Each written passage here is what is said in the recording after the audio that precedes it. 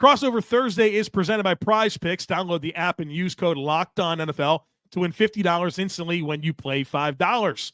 I'm Joe Marino, host of Locked On Bills, joined by Eric Crocker, host of Locked On 49ers, here to get you ready for Sunday Night Football in Week 13, Bills-Niners. And it's time to talk about the keys to victory. If the 49ers are going to go across the country, Sunday Night Football, win in Highmark Stadium, get the upset, right? 6.5-point road dogs.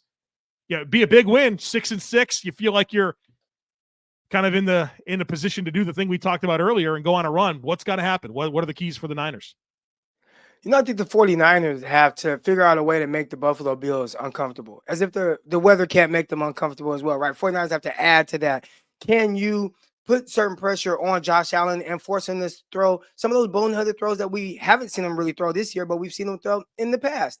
Get him to turn the ball over a couple of times. Then the 49ers have to turn around, take advantage of that, and be able to run the ball. They have not ran the ball well since Christian McCaffrey has come back. And in turn, that's putting the 49ers in some tough situations, some longer situations, and they just don't play well in, 2nd and 10, 3rd and 10. Most teams obviously get a little worse in those situations. I think the 49ers are probably one of the worst because they don't have these great passing concepts. Teams understand how to attack the 49ers. Teams know that if you get the 49ers in that position, they don't change a lot of the stuff they do up front. So if you send some blitzes, they're going to throw to their hot. Teams are forcing them to throw to the hot guy right now. And teams are also rallying down and making tackles. So the 49ers, they got to get ahead of the sticks early in downs, and that's going to start with really being able to run the ball. Again, something they have not done very well since Christian McCaffrey has come back. Crockett, it looks like we got a lot of similar thoughts here because my keys kind of align with what you're thinking for the 49ers side of things. Number one is I have written down, have the right plan to defend the run. And I know that you mentioned that the 49ers run game maybe not as dynamic as it's been. But the Bills' run defense can be a little leaky. They play a ton of light boxes, man. They'll give you 6-man boxes all game long. They live in nickel, right? Taron Johnson, big-time slot corner. And he basically plays strong side linebacker for this team. And that's going to invite some runs. And the Bills want that. They want you to try to run the ball on them and tighten the screws in the red zone. Like, that's how they play defense. But you got to have the right plan because obviously, especially, if Brock Purdy's going to play and maybe that comes with some limitations with the shoulder. If he doesn't play and it's Allen again, they're going to run the ball, right? And so this Shanahan run scheme, the Bills play it all the time. They get the Dolphins a couple of times a year, right? They had LaFleur with the Jets for a little bit. They've seen this run scheme, and it gives them some troubles, man. The trap blocks, the whams, the misdirections, the horizontal stretch, it can give the Bills some problems. They can get creased a little bit. And so the Bills are going to have the right plan to defend the run. And maybe this is a week where you try to, roll that safety down and give your box a little bit more support if you're not as concerned with their ability to throw the football against you. Number two, on defense, you got to hunt the ball. The Niners are turning the ball over 12% of their drives. That's bottom 10 in the NFL. And the Bills are very good at taking away the football. They get a turnover or a takeaway 18% of the drives. They've had a takeaway in every single game this year. I think the streak's at like 14 or 15 games dating back to last year. They're a big play defense. And I know that the names are different in the secondary, but they still have that same mindset of going and taking away the football.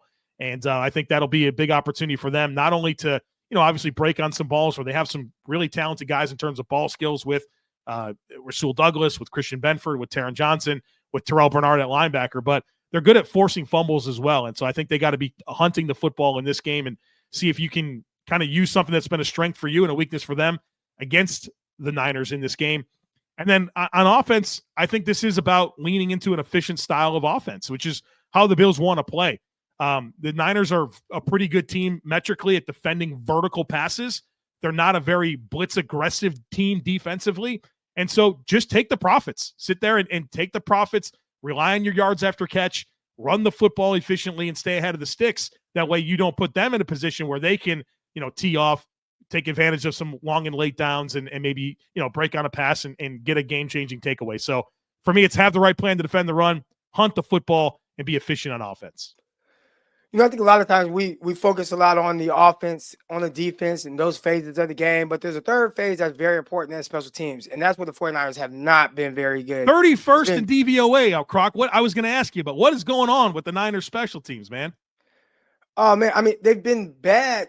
So there's three phases of football, right? You got, offense, defense, special teams. And then within the special teams, you have a bunch of different phases, there as well. And I feel like at different times, the 49ers have just been bad at all of them.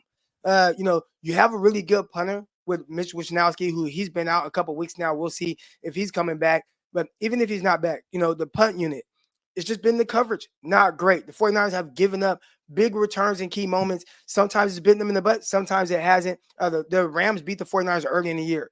A big part of that was 49ers punted it late in the game. The Rams returned it into their own territory, setting up a short field for them to be able to take the lead and beat the 49ers. The Seattle Seahawks, 49ers, they're kind of trying to run away with this game. They kick it off, and boom, there's a big return for a touchdown against the Niners. I mean, just at different times, the coverage unit has been bad.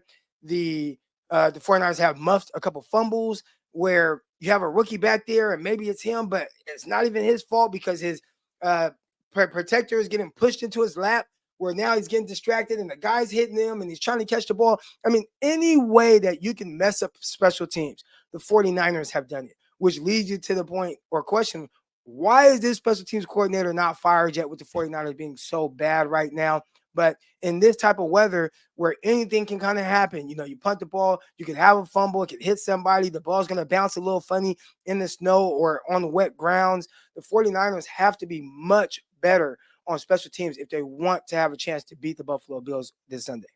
Yeah, the weather can be a neutralizer. I mean, obviously the Bills might be a little bit more accustomed to being in those elements, but the ball's still slippery for the Bills, right? And so you could look at the weather as perhaps a bit of a neutralizer in this game if you start to see that type of stuff happen. And who knows, man?